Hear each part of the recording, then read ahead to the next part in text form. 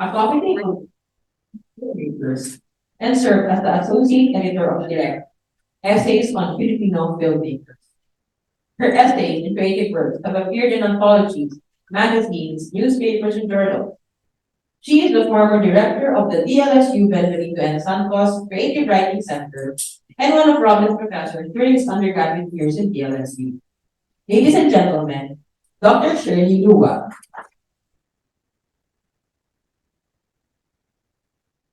Robin and Dr. Lua are married.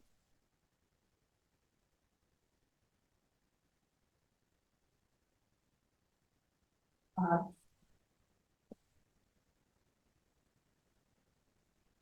Good afternoon. Good afternoon. Okay, it's my pleasure to be here with all of you to celebrate the birth of Robin's first debut novel, right? Although he has written short stories which appeared in various publications. To begin, perhaps, this is like me interviewing Robin, okay, and engaging him to talk about the book, although there will be some spoilers, okay? So, but we'll try to hold back a little bit, okay, so that you'll be excited to read further, okay? Let me begin by reading an excerpt from the first paragraph of his novel. Chapter 1, this story of an ex-pirate happened in the late 16th century in an archipelago southeast of the Asian continent on the island of Luzon, east of the Huangsa archipelago. It began as the ochre flame of the sunset fled before the spreading darkness, while a choir of crickets sang from the trees. Their harmonies sailed down the valley as the shadow of great mountains, vanishing into the reeds, palms, and the grand river that fed a mangrove forest. The river answered back with its rush and flow. Small barangays holding hundreds of families by the riverbanks also spoke with their bright torchlights and zithers, etc. This is the opening paragraph. And you will notice already that the language is exquisite. It describes the milieu, shows us what Robin imagined of early colonial, specifically 16th century Philippines, and specifically Cagayan, no? The province of Cagayan. Okay, I would like to start the conversation by commenting on his main character by the name of Alan, no? Who was Christianized and he became Don Gonzalo. But his Ibanag name is Kana. I think one of the strengths, okay, Robin, in your novel is your main character. He's an intelligent man. We like intelligent characters. And the one that Robin envisioned is an intelligent man and very brave and daring. In fact, he was able to, say, for example, his ability to converse intelligently with the encomendero Don Emilio and kind of like persuade him to send, if not troops, at least weapons, no, to help a certain town, a certain.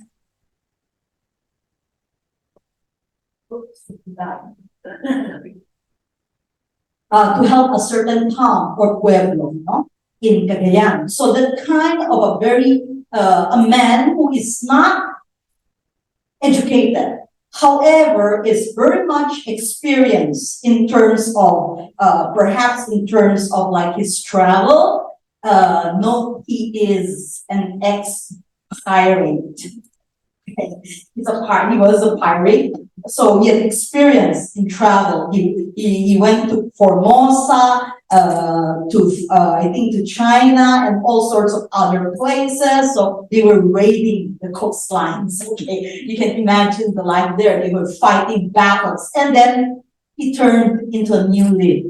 Okay, and decided that this was no longer the life for him. Okay, and nonetheless, this character had a vision, or should I say precognition, if we're going to use the term in science fiction, no? Okay, he had this precognition of how his world or his pueblo should become. So he was able to envision a kind of town that is flourishing, that will develop further in the future. So he has a kind of an unusual perspective, which the other, we can say that the other characters are kind of like limited or have limited vision.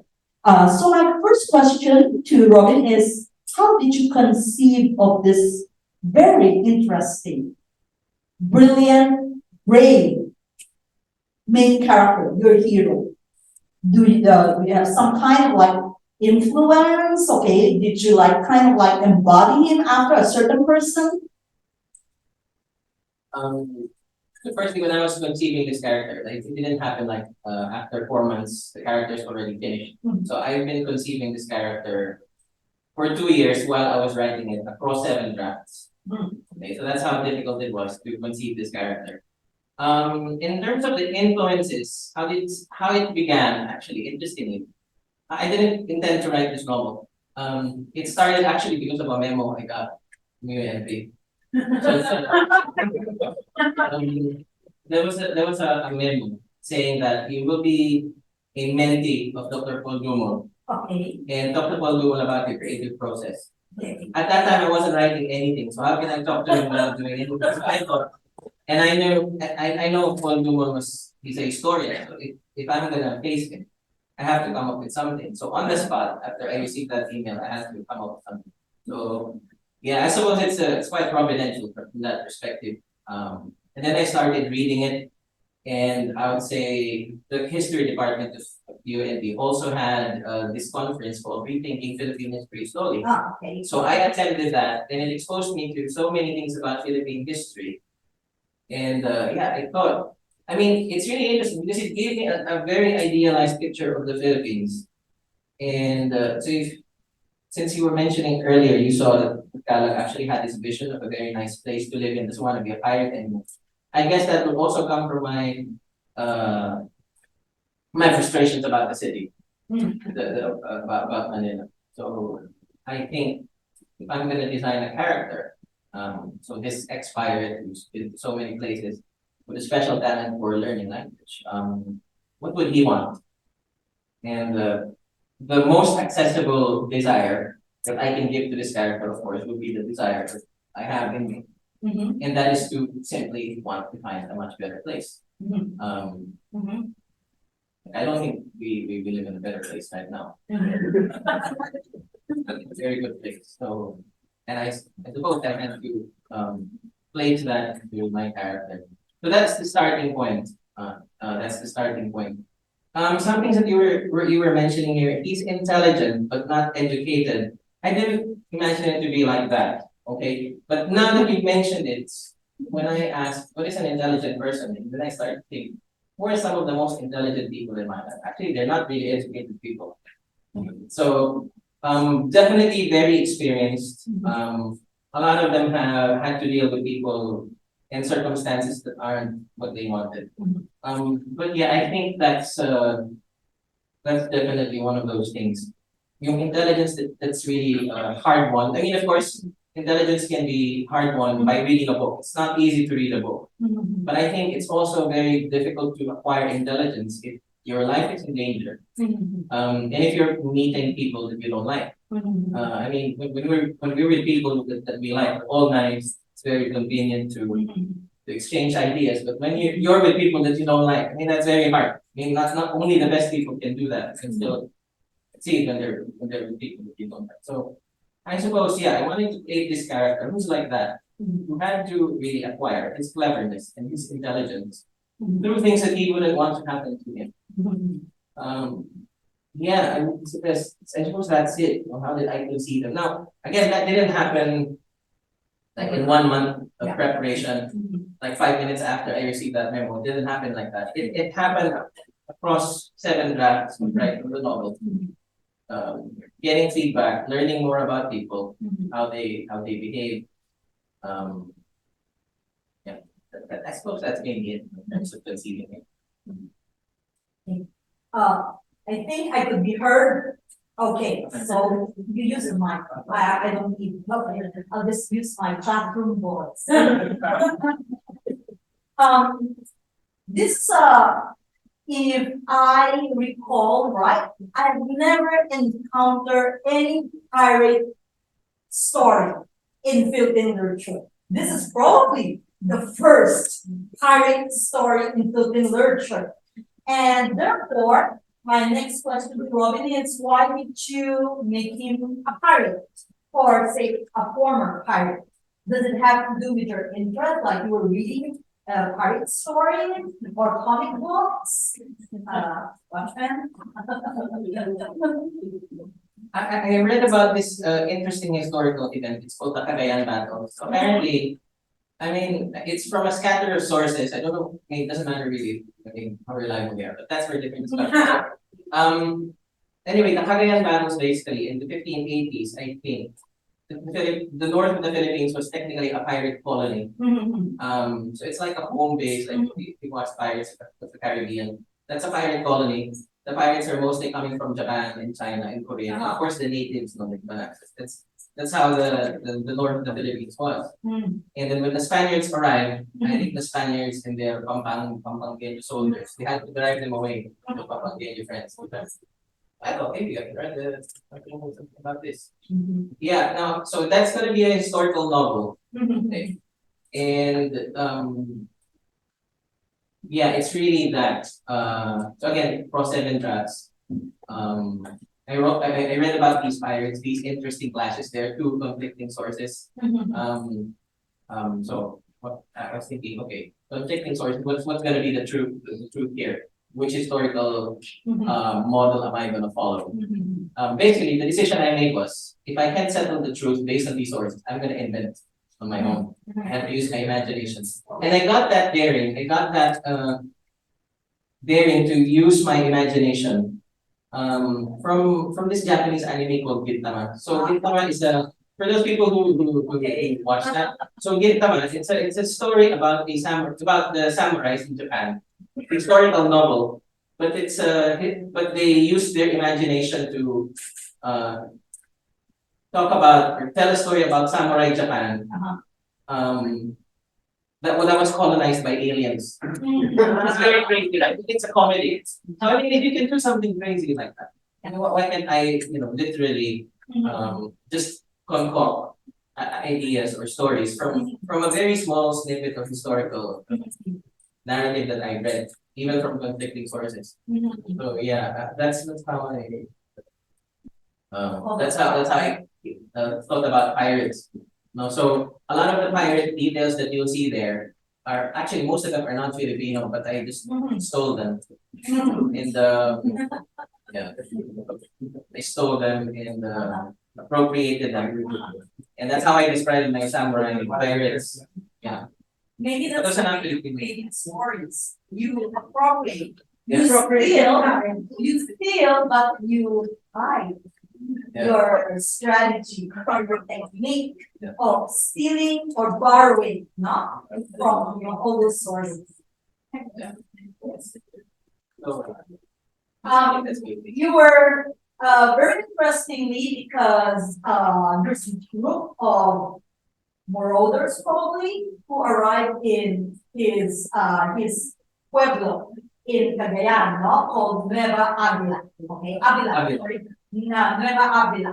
And the main character, okay, Kalag, recognized right away, these are pirates, Japanese pirates. And the very interesting thing here is that Robin used the word Woko. which is actually the correct word for the Japanese pirate. That's why I was so impressed. Oh, he knows this? The kind of a detail, to show the authors knowledge, okay, of piracy. Or the history of piracy in Southeast Asia, because he knows the term, not the exact term for that. It's called "woho," for the Japanese pirates. Okay. And I was saying a while ago that this main character is intelligent. He recognized right away, and in a sense, he knew that the town was not really equipped, isn't it, to fight these maybe you can say this pirates who would be misbehaving. So when he arrived in Manila, he tried to talk to the Domingo, no, the Encomendero. However, and you can see there how he was very much persuasive. And even if, unfortunately, there wasn't anything, well, we're not supposed to give the spoiler. Anyway, okay, in other words, you can see what happened in the end, no, okay? But you can see the kind of very interesting understanding, Robin's understanding or consciousness, okay, of that kind of a period, that kind of political struggle, you could say, using some kind of a power struggle, no, during that time. Let's move on and discuss how you build your world. Okay.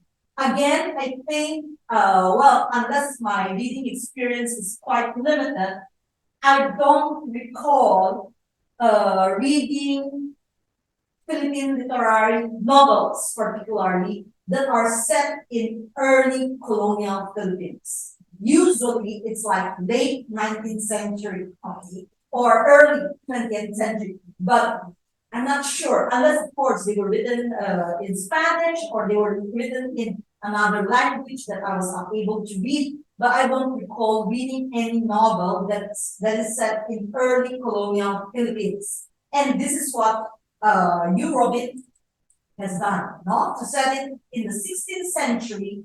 And the very interesting thing about this is it is not just about the Philippines, okay? Because Robin here gives you this picture of little pueblos and what's happening in Cagayan, but also Manila. Okay, and what Manila is like. And it is not just Manila, because suddenly you realize that the world that Robin has imagined is multicultural and multiracial. They are speaking in various tongues, not just in Ibanag, but Spanish, Tagalog, Chinese, Hokkien, Nihongo, Malay, Binisaya, Kamampangan, and so forth and so on. So this kind of the richness of the culture, and of course our main character doesn't speak Tagalog, no? So that's also very interesting. And I like also maybe you can say that integration of the global perspective in the building of your world. For instance, okay, I'll just cite an instance. The main character, Calag or Gonzalo in the Christianites, is adept at raising pigs. Okay. And not that, he is also, you could say, an expert in cooking lechon. Okay. So, another everybody loves lechon. And so, even when he arrives in Manila, okay, that was what he did to raise pigs, no? To have a piggery, that was how he survived in Manila. And not just having a piggery in Manila, but also cooking lechon, okay? And inviting, say, the friars, the friends, and etc. to his house on, say, on Sunday and having a fiesta with lechon. And very interestingly, Robin inserted global perspective. For instance, he said that the lechon was also coveted by starving, I'm paraphrasing, coveted by starving merchants from Southeast Asia, saying that the Philippines and the lechon is not just the map of Manila or the Philippines, but in Southeast Asia. So you can see that kind of a perspective that lechon took place also in depth enough in the Southeast Asian region, okay? So my question here, to Robin, okay, and maybe Robin would like to share with us, okay? How did you, in other words, create your world? How did you imagine this kind of early colonial Philippines, okay, and choosing 16th century, okay? Those time, if you remember, we're in our country transition from the pre-colonial to the colonial period. And you have, say, the establishments of barangays, vassal states, principalia, datu, and then of course the governance of the whole Philippines through Mexico, okay, through Mexico. You have things like that. So why did you choose 16th century and how did you conceive? Because you imagine this, of course. And the imagination is filled with very interesting, rich details. In fact, when I was reading this novel, I was learning about early colonial Philippines, not from the north to Manila. Robin? Okay, so first, a lot of it really, so you mentioned you were learning a lot. Yeah. I would ask you to please read historical sources because that's just mainly my imagination. So when I was imagining the Philippines, so anyway, the way I interpret the Philippines, pre-colonial times, was that it was a very, this is a controversial thing to say probably, especially for those people who had, I don't know, 90s, 80s history tradition. The way I interpreted Philippine history, especially in light of the things that I got from the new historical sources, is that the Philippines was really a horrible place before Spain came. I remember there was this instance in which the Spaniards accidentally massacred a group of Chinese merchants in the Philippines. They accidentally massacred them because they thought they were planning an invasion. So the Spaniards sent a letter to the Chinese emperor apologizing it was a misunderstanding. This was in the book of Father Horacio de la Costa, okay? And also I think in the report written by Gaspar Senapien. So the Chinese emperor replied, or maybe at least one of his secretaries replied, saying, number one, we don't even know those Chinese people.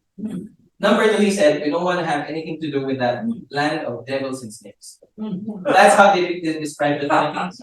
And I kind of agree, which to be fair, but in as much as the Philippine mass media and education like to promote pre-colonial Philippines as an innocent paradise of the noble native, of the noble indigenous, it's just not. I mean, I was looking at, we had human sacrifices before the Spaniards came. We had that. And I remember in the work of who's the friend of Rizal, Blumentritt. So he had this discussion of how the Babaylans would perform human sacrifice. Apparently, in those barangays before, they would have very long spears, and every time you will sacrifice a person, everyone can chip in, so that they can have a hold of that spear in order to kill their victim. Now they used to have that, and before they would sail with their balangay, what did they do? They would tie the slaves under that balangay to please the water gods. No, to please the water gods. And yeah, of course, there was also this part in one of the.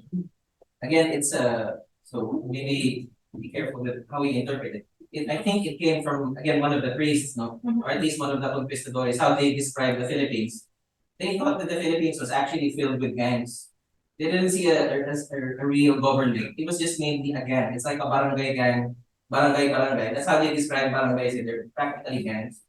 Anyway, I was thinking, all right. I mean, who would take this country seriously, right? And that's why I thought the only way, really. I mean, this thinking about from a very practical perspective, this country will only be taken seriously if a global empire will also take it seriously. And at the time, the most powerful global empire was Spain. But Spain actually didn't even take the Philippines seriously. In fact, a lot of Spanish soldiers were complaining. Why did they make the mistake of going to? I was thinking of that. Anyway, so when I was describing my world, it was finally the Spaniards settling down. And because they settled down here, and the world knows that Spain was really the thing to consider, and it's the only access to the New World, then you will definitely go there. That's why people from Southeast Asia, in order to get a taste of that European empire, you would have to go to Manila. The Chinese would go there because they want silver from the New World. the Thais would go there, the Indonesians would go there. That's how I conceived it. So basically, using my imagination, using some of my common sense, like today, I mean, in order to get a taste of all the luxuries in the world, where would you go? Not the Philippines. You will go to the United States or to the great European empires or maybe Japan. Definitely in the first world country. But at the time, okay, I really, really like that because that was the time when the Philippines was kind of had this luck to be integrated with a world power. And not just a world power, the number one at the time. So again, a very controversial thing to say. Maybe I'm, being a Hispanophile, over romanticizing. I mean, I'm not going to deny the Spaniards were evil. Definitely, because it's a horrible fate in the Philippines. But the Filipinos were stupid as well. I don't think we will. I don't know. I mean, but you see what I mean. So I conceive a world in which this place, a very dark place, nobody cares about this place. Even if they think about it like what the Chinese said, a land of devils and snakes. Okay. Then finally, this empire accidentally stumbled upon here and tried to take it seriously a bit, and then integrated the country to their network of and to their imperial network. That's how I conceived it. Uh, yeah, I suppose that's it. Although in your model, I think you were, in other words, you were careful to give complexity to the characters and even to, like, for example, this is a representation of a Spanish governance. You could say that this is a representation, say, of a Chinese merchant, or say a Japanese or Japanese pirate. I think you were very, I'm not going to say you were fair, but you were careful to give them complexity. Well, yeah, that came from the advice of one of my favorite Uh-huh. creative writing teachers, Robert McKee. Mhm. So he said that if you cannot love a character, don't write them. Mhm. So the Spaniards here, Mhm. the Spaniards here in this novel, I tried to really see from their perspective. Mhm. And again, as I was writing letters to the Spanish soldiers who came here in the Philippines, a lot of them don't want to be here. Mhm. Like when they go into the Philippines, they're not gonna get their pay. Right? Uh-huh. You're gonna wait for the galleon to get that. Mhm. And while we're here, they're getting malaria and all sorts of the tropical diseases, and their bodies are not prepared. Mhm. Anyway, so yeah, I guess I just try to love every single character, even my villains. And I would tell, I agree. yeah, I would tell, for example, in some of our creative writing classes. Mhm. Remember when it started to become a trend during the elections, everyone just wanted to write about the martial law. So I would tell them, if you wanna write, for example, with Marcos said evil again, make sure that you can love Marcos. Mhm. So because you cannot give a caricature version of that person. So if you cannot love Ferdinand Marcos, don't write him at all. Mhm. So because you need to show that that person has legitimate claims for the things he did. Mhm. Of course, that's a very controversial thing to do because it's kind of a mortal sin to do, especially in university settings. Kind of a mortal sin to say that this guy is a good president, you know, especially in university settings. So yeah, anyway, that's basically it. That kind of principle that you have to love all your characters, maybe most especially those you don't like, especially the villains. So that's why I try to add complexity. Yeah. Yeah. Yeah. I believe that's the success of any story, okay? Even I'm sure that many of us here watch the K-drama, okay? Or Netflix or C-drama, particularly when you have this fantasy story, this epic story, and there are so many characters. What makes the narrative interesting? If you have this array of likable characters. In other words, not just one, okay? Not just the main character, but an array of likable characters. There might be villains, but the villains has also, as Robin said, enough complexity so that you have some kind of a sympathy.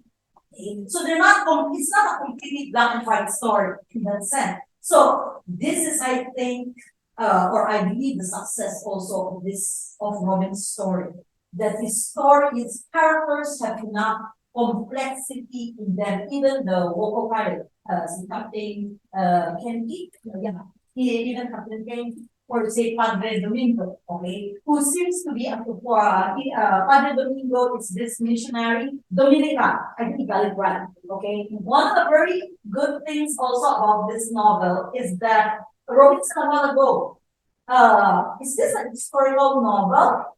It seems to be a historical novel, but not really because Robin's history is already integrated in the details, very carefully in the details. You integrated that. Like, for example, Padre Domingo, okay? It was not explicitly stated, but later we learned that Padre Domingo is Dominican. Okay, so tama yun, no? I think that detail is very important, and that he's supposed to be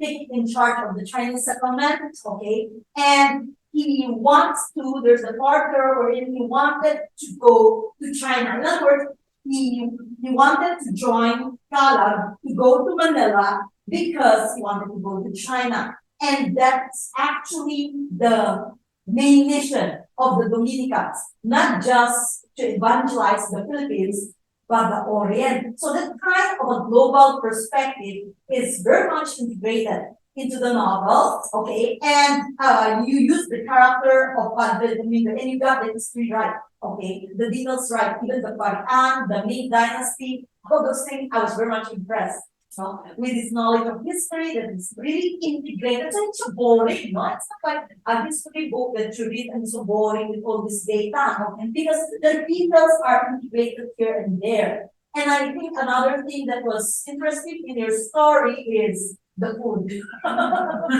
We're talking about digesting food. Okay, it is rich with food details, no? So you can imagine what the people are eating during those times, no? So I think even the fruits are wow, so rich. With sugar apple, The apis pala, custard apple. sugar apple, Custard apple. Custard apple. sugar apple. No, there are very interesting things like that. Those details are very important, no? So I'm glad you have that, you know. Okay, you have that.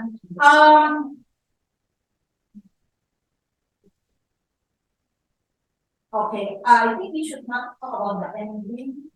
No, we will not talk about the ending. We will not talk about spoiler. Okay, it's not good. Let's see. I'm checking. Very much time.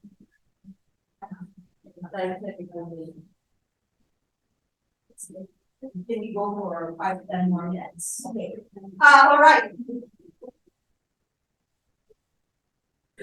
I mentioned a while ago that one of the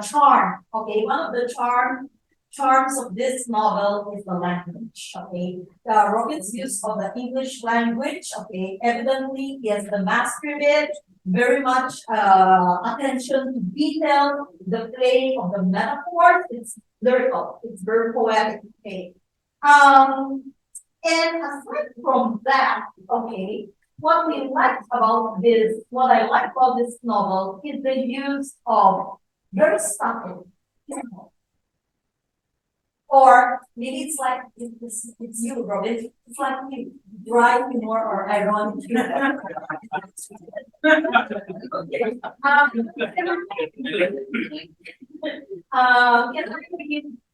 I think this is chapter 25. No?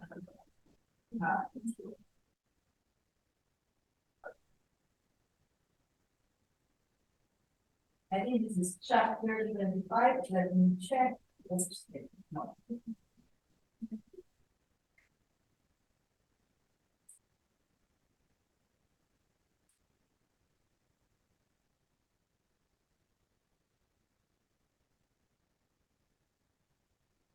Okay.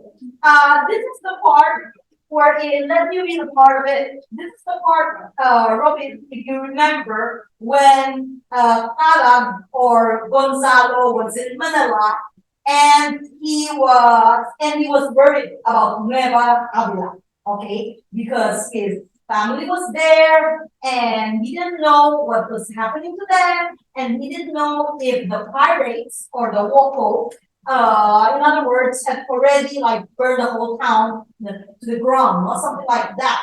And even if he was able to talk to the encomendero, but he wasn't sure, okay, or his I think his distrust, you could say, no, of the Spanish governance, okay, made him suspicious that perhaps the promise of sending weapons, no, did not materialize. So Gonzalo here, okay, which Robin described, would make frequent visits to the church in Manila.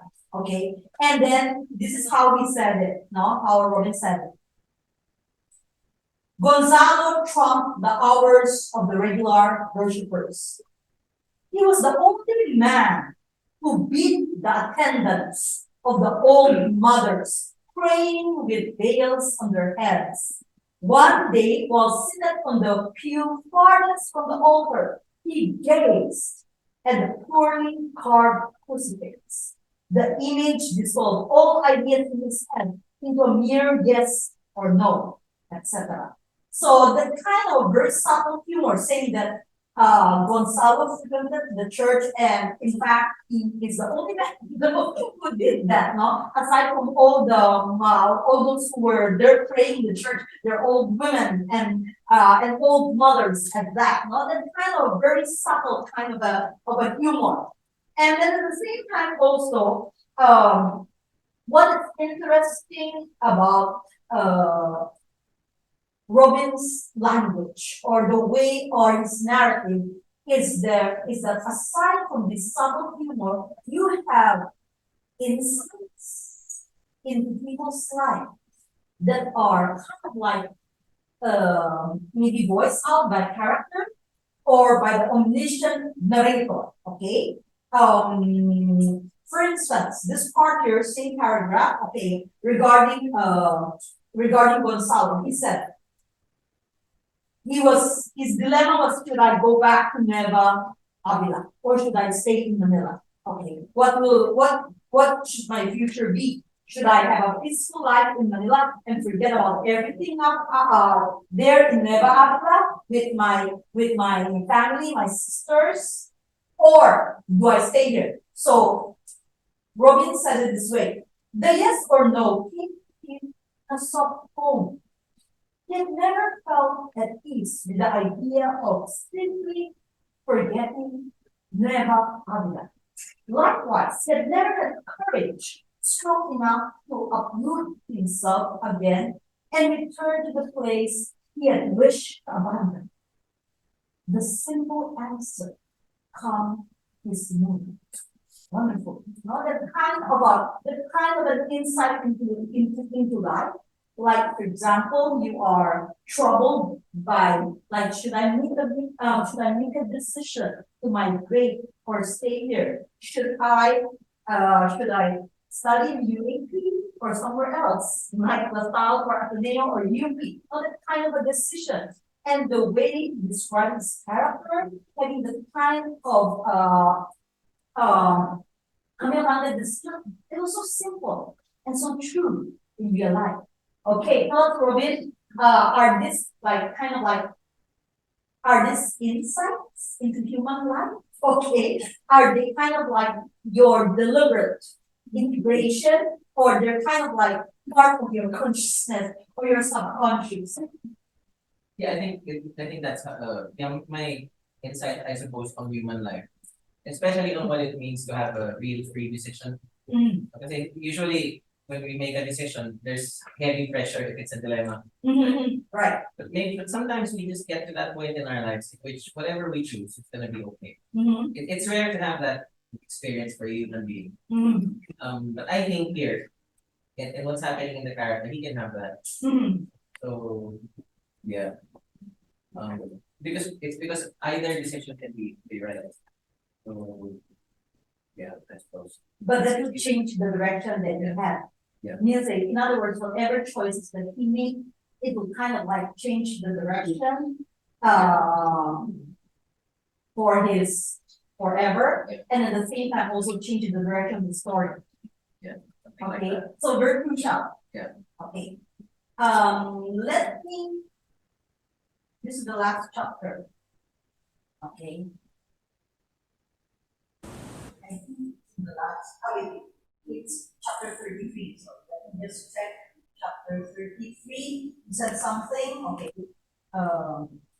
Chapter 30, last chapter. Last chapter.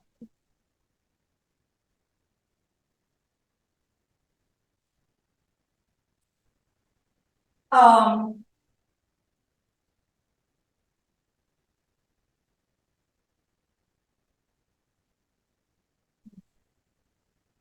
I'm sorry, kasi yung Kindle, walang pages, that's the problem. So I have to scroll, okay? The Kindle does not have, pages. All right, this is the part very interesting also, wherein your character Gonzalo, he returned to Nueva Avila. Okay, he was able to do something which we will not reveal, okay, because it's a kind of like, a surprise, okay, or a sudden change of, you could say, action, okay? But then he said something very interesting, and I think it's a very important insight. He's talking about Nueva Avila, that pueblo wherein he was supposed to live in Cagayan. And he said, well, Nueva Avila has its strong points. Life is simpler. It tries to be better, but it always keeps slipping back to its humble origins. If that's what it wants, then let it be so. There isn't anything wrong with being obscure. Many animals thrive in obscurity. Wow. Okay. Wow. So you can see there, I think, Robin, okay, that kind of an insight, no? Okay, into life. No? It reminds me of that movie Kingdom of Heaven. Remember, Jerusalem was being attacked. Okay, and the Crusaders were losing Jerusalem, and then we have the main character. Legolas. Okay, Orlando Bloom. Okay, saying that if we are to lose this kingdom, and if this is God's kingdom, so be it. Ganyan, no? Versatile lang siya, no? So that kind of a perspective, okay. Can you tell us? But that one, I thought that was just Philippines. Really. Because I thought that the Philippines, it tries to improve to become a developed country, but it just keeps falling short. I think there's nothing wrong with it. In fact, I think that's the commendable thing about the Philippines. And actually, I had that very clear realization when I was studying in English. When you're meeting these new people, they'll be polite to you. So they ask you, where are you from? We're from the Philippines. Okay, so they say, oh, Philippines. They'll say that. They'll be polite and they'll look excited. Okay, but some of them became my real friends, and real friends can be sincere with you. And that's when we start admitting things. I don't even know where the Philippines is on the map. Things like that. Yeah. There's this I even have this American friend. I offered him corned beef from Pure Foods. Again, we're already close friends here. I said, hey, I'm gonna have corned beef. You wanna have some? And then he said, no thanks, I don't eat food from third world countries. That's what he said. Eventually he ate it because he got hungry. But you can see, I think, yeah, and I think that's what the Philippines is, and I think that's the charm of the Philippines. We try to do our best. But for some reason we just can't make it. And I think that's a blessing in disguise because the richer countries, people get sadder, they get sadder, they get busier. And you see what I mean? So, and yeah, I mean, again, looking back in Philippine history, because again, we are all kind of just happy with posting. We don't have super ambitious, I don't think we have any super ambitious dictators that will massacre 100,000. Like again, this is a controversial statement to make. So if we talk about the most controversial presidents that we have, if you total their body count, that's probably just 30,000. That's no match for, I think, Suharto 100,000 or Pol Pot 1.2 million. So even our dictators are kind of mild, actually. Yeah. So I think that's what the Philippines is. I mean, it cannot really zoom to the top, but it's not falling down either. that's just my insight there. Yes. I'm happy to be born in this country. Uh, I mean, not always. yeah.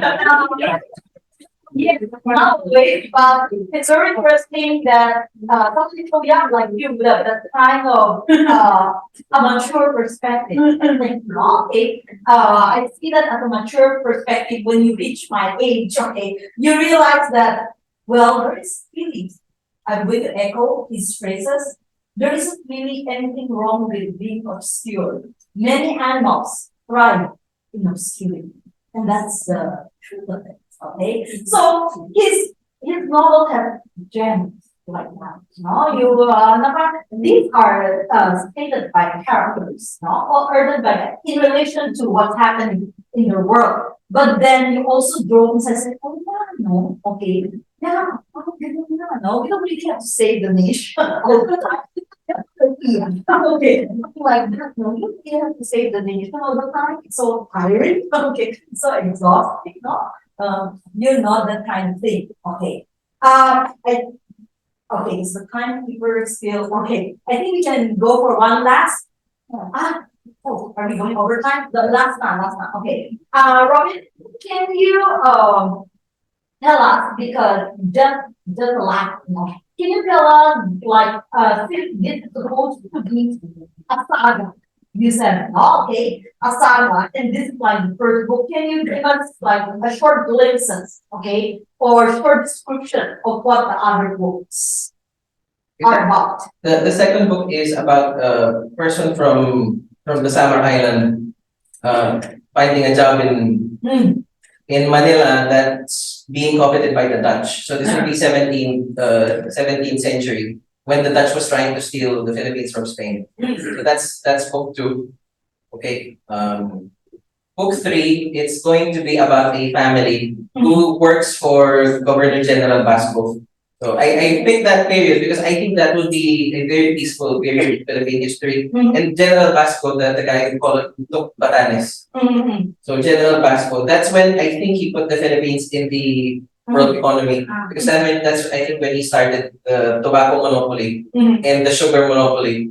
So at the time, yeah, I think we were still a colony, but he definitely made sure that the trade of the Philippines was massive. And then the third part would be when the town of Taal was building their basilica. Okay. So that was the third part. I think that's when one of the towns in the Philippines started looking like a medieval town, medieval European town, because everyone in the town was really contributing to build their basilica, much like in Europe, how they did it. So those are the other books. Okay, then we look forward to that. Okay, so thank you very much, Robin, and congratulations.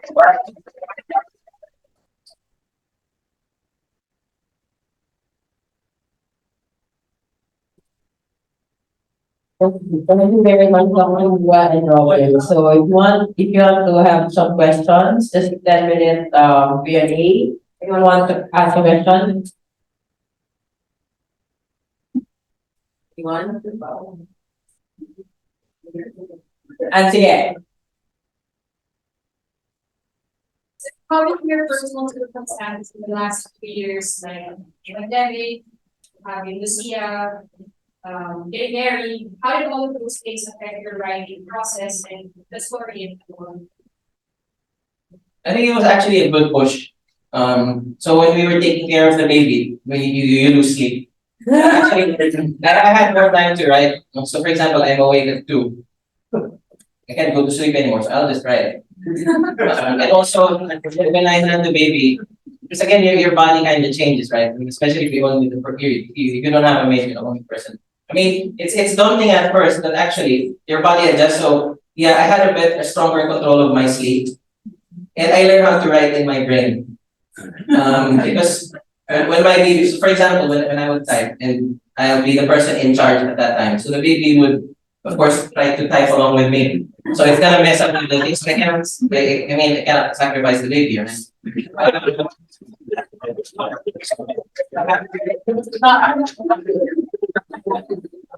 I have to stop writing, play with the baby when the baby falls asleep. Then I would write again. The thing is here in my bed, in my brain. So that's how it felt. Yeah, even the way the pandemic felt my body change and taught me new skills. Yeah. I think that's maybe, yeah, that's how the pandemic helped. Actually, I like the pandemic. It's not a very good thing to say. It's a very privileged thing to say. Yeah. Nevertheless, You feel alive. yeah. How about anyone else? And I said, well, I'm just wondering, I'm a bit curious, do you see any similarities to yourself and Yeah, I think so. you know what? Yeah, I mean, the fact that he's not happy where he lives. I mean,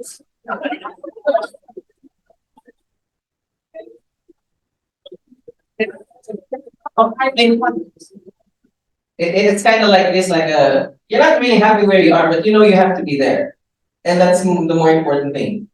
It's kind of like that. Because I mean, who doesn't want to be in a place with very good transportation, right? I mean, who doesn't want to be in a place with snow? I mean, Europeans they don't like that, right? They like tropical weather, but I like that. I mean, even if we don't have, who doesn't want to be in a place with beautiful sidewalks, beautiful trees, beautiful nature? I mean, I live in the squalors of Manila, so I kind of don't like that. But I know I have to be here. Yeah, I don't know why. I feel it. I have to be here, and I have to resist the temptation to go away. Yeah. Question. In Cagayan. Gonzalo's from Cagayan, right? yeah. Yes. By chance, was he able to taste some nice fish, expensive fish? Because if are you aware that today the most expensive fish comes from Cagayan River? It's called Ludong. It's about $200 per kilo.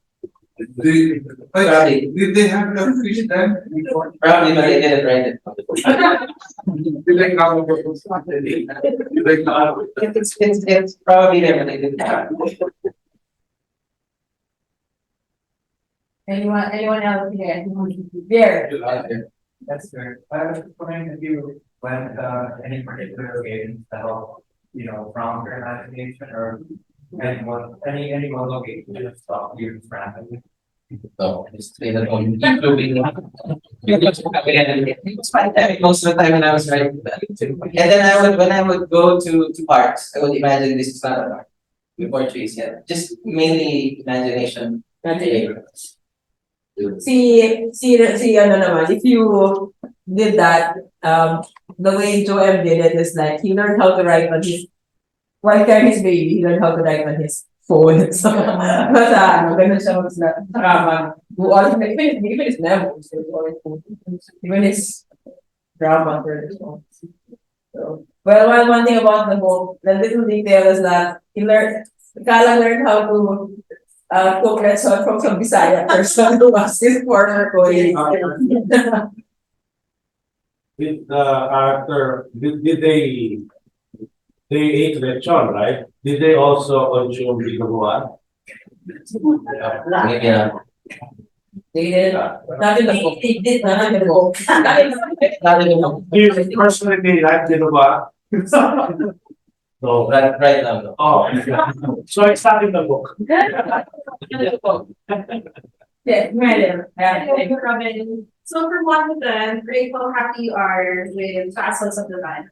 Wow. Maybe eight. Okay. Yeah.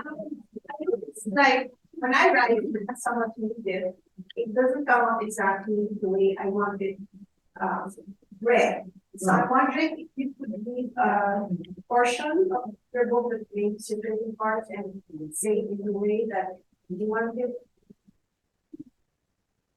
I forgot which page. 240. Yeah. Yeah, I forgot which page number, but I think that part was when. What's that? I think that part was when he was talking to the priest. The priest was telling him that priest telling him. Yeah, but honestly, I don't like the people I'm converting to. I'd rather convert Chinese people. Like that. Yeah, because Because I was reading a lot of Dominican letters at that time. Yes, yes. Yeah, They would really want to go to China. And I understand from a very, They kept wanting to do it. from a very worldly, because that's their mission, that's their real mission. and honestly, from a very, very worldly perspective, you get more prestige if you convert China Yeah. as opposed to the Philippines. Nowadays, like if you convert Korea, you'll be, getting a lot of applause from the world in the media. If Korea became 90% Christian because of you. As opposed to if you convert some, it's not meant to be racist, but if you convert some place like Togo, you become Catholic, who cares? But if you do that with like Japan, very Buddhist, irreligious. So I think it's the same before. Yeah. Even priests, I think they will have that kind of temptation. They did that. Yeah. But not just the way they thought. I heard it right from the horse's mouth. Lucio Gutierrez said that in a conference. He said, we all wanted to go to China. That's why I really the priests who sincerely wanted to go to the Philippines, precisely because it is an obscure place. Those were the real admirable missionaries because they really on something there. They're not easily influenced by prestige and yeah. Yeah, very good. How did you manage the Canadian history of the world being natural? Because there are some books that kind of beat the reader over the head with like fictional, historical knowledge. So how did you integrate your historical knowledge and make it be natural?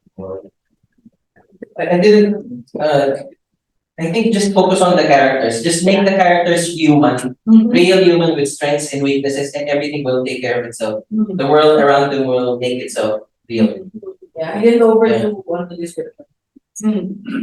Yes, I You mentioned that there were seven drafts. Were there any elements or details from previous drafts that didn't make it to the final cut of like the Yeah. design? So draft number one, that's one novel. That draft number two, that's totally different. It's like writing two novels. So my draft number one, it's 90% different from the second draft. Yeah. Wow. So it's the same because I'm almost finished with book two. It's the same experience. It's like writing more than two novels when you write one. So yeah, I really think you really need to have this. I mean, thankfully, I'm kind of resistant to boredom. I don't get bored easily. So that's a good gift I have, I think. Yes. One last question. I go again. So I was wondering, you wanted to give like a criminal background. Why piracy in particular? Is it because they're targeted or why that's specific? That's the most lucrative crime activity before. So you like, I mean, even not the richest cities are the coastal cities, like New York and London and Tokyo. Those are very near to the coast. Like here, Manila, of course, technically a coastal city. So if you want to be criminal, you want to be a criminal that will really be part of the main sources of information, of money and wealth and knowledge. Yeah. When we first realized what we were right. And Maybe in school. last question is what's the best time of the day for you to learn? I have because of the baby anytime. Yeah, I cannot choose. I cannot choose when it's time. When it comes, I'll seize it. Yeah. Okay, thank you everyone. Thank you everyone for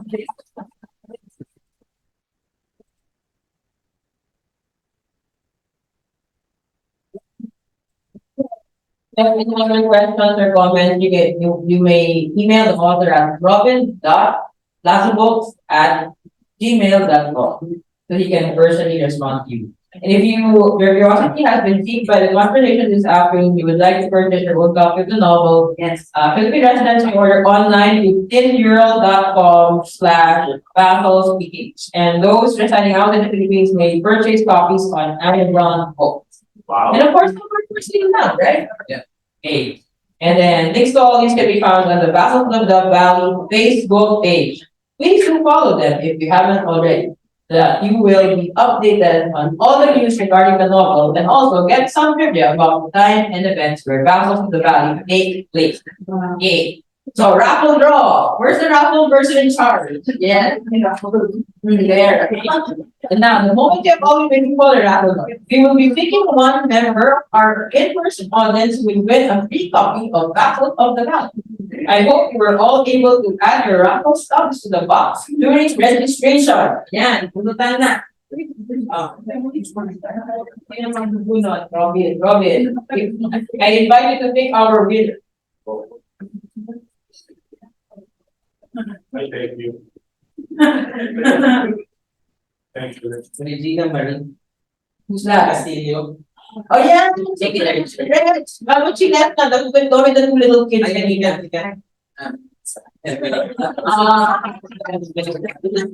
Not here, one too bad. That's Their main little girl. Thank you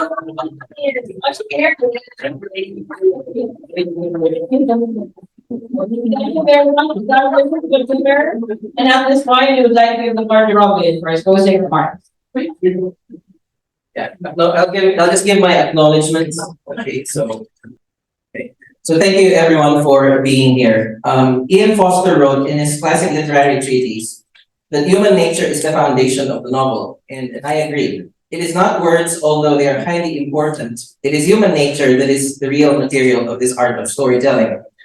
Hence, this closing is primarily a thanksgiving for all who have helped me understand humanity. It's because of them that I have observed in just a bit about humankind and therefore able to produce my manuscript and perhaps more in the future. These are the people who have mainly surrounded me. So there's the family I grew up with. So thank you for them. Then my in-laws, and of course my own family, my wife and daughters, one outside the womb and one still inside. All of whom I have observed in every way possible. Okay, and thank you very much basically for their presence. So I think these people who have mainly been part of my life, I cannot stress that enough. They are the human presence that I have felt and thought about the most. But contemplating human desires and actions, human strengths and weaknesses goes beyond family. There are friends, there are co-workers too, and strangers I meet every day. But I would also say that I even extend my thanks as well to the rest of humankind, including the past generations, good or bad. And if I might add, I do not believe that people really die. So this expression of gratitude for those who have passed on is not merely a sentimental gesture.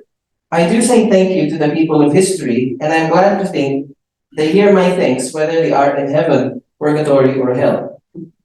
Even if I were not to write, being aware of the real stories humans make, whether it is tragic or comic, is a beautiful tale. We have all known or met someone who is obscure. They never make riches or win glory in the worldly sense. They haven't tasted the finest cuisines. Their clothes fail to meet the acceptable standards of their time. They live and they will probably die never having seen beyond their little towns. Most people are like these people, in fact, and there will always be more of them than those who will be able to pay for the finest luxuries or earn the world's fleeting admiration. Nevertheless, I will dare say that these unknown souls have their own beautiful stories. Everyone does, even bad people who have a beautiful story to tell. People who are depressed can have a backstory, as inspiring as those who are happy, and the people we hate, people we despise, the villains of our lives, of course, from their perspective, we are the villains. These villains have good stories to tell as well. It is a tragedy that we won't get a chance to listen, even if half of these stories on earth. But I do like to believe that in eternity we shall have all the time and interest to hear of them. We shall gather around the holy banquet table and learn about men who live their whole lives as nameless carpenters who work overtime 6 days a week, or women who sat for 6 hours straight every day as tollgate cashiers. We shall learn about earthly lives cut short by accidents, crimes, wars, or natural disasters, and we shall think their stories are worth telling too. I say this without irony. Their stories are beautiful. I also want to express my gratitude to my Philippine heritage, which is of course a human heritage, which I have contemplated mainly through history. It functioned as a sustaining inspiration for my historical narrative. The history of our Southeast Asian archipelago, upon which my novel and my succeeding novels are set, as a story of real people, is a thing of beauty. It is not as bloody and therefore as dramatic as the histories of Japan, Russia, and many European nations. We do not really have leaders we can call great like Darius, Alexander, Frederick, or Catherine, Andres Bonifacio the Great doesn't sound good. He had his heroic traits, but the man might not be that great. It might be slightly controversial to say Rodrigo Duterte the Magnificent, but you decide how you feel about that. But what about the question of what the Philippine heritage has contributed to the world? So what does the world have to thank for the Philippines, not counting the OFWs? Americans invented the internet, a Russian gave us Tetris, a Spaniard made the classical guitar, Chinese people gave us paper, an Englishman introduced the train to the world. The list goes on. Now, I used Google to search for the unique inventions of the Philippines. We do have some. There's the jeepney, patis, and halo-halo.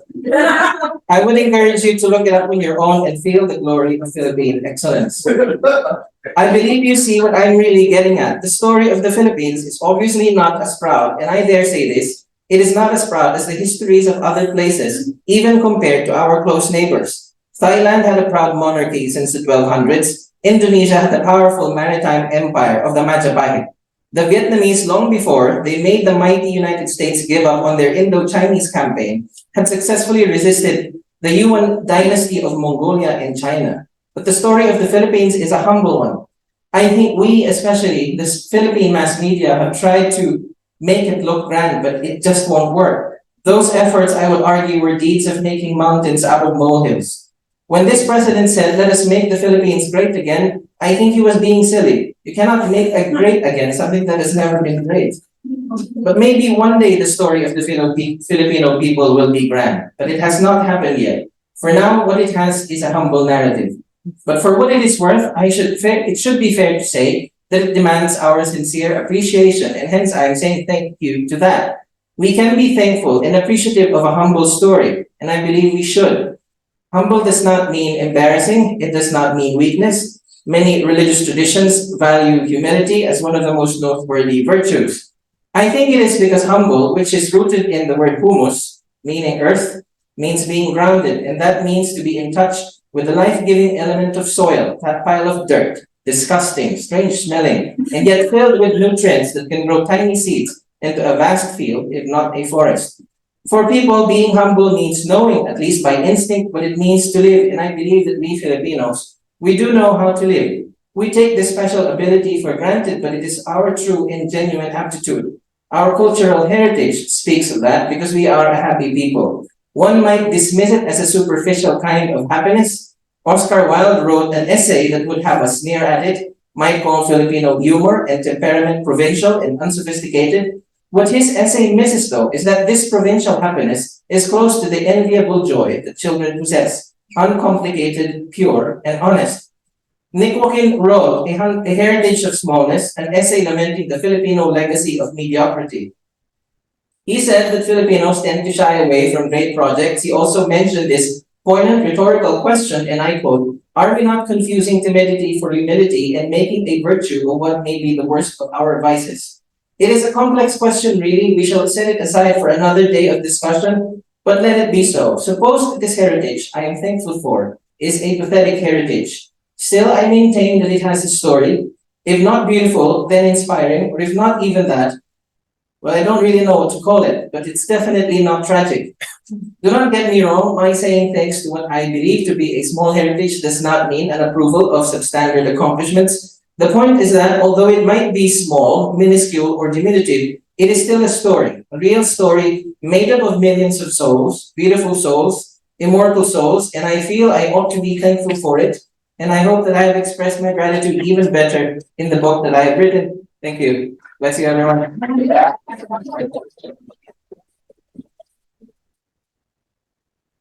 very much, Robin.